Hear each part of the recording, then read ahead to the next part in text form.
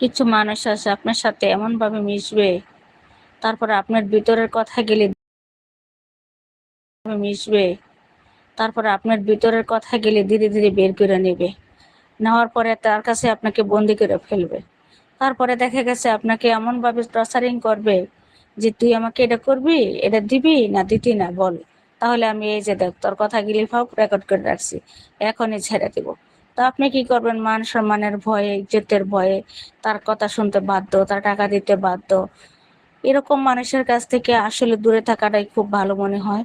আপনারা কথা বলবেন, যার সাথেই কথা বলেন খুব সাবধানে সতর্ক। এখন দুনিয়াটা অন্যরকম, কারণ মানুষ হাসতে হাসতে মানুষকে একেবারে জীবনে শেষ করে দেয়।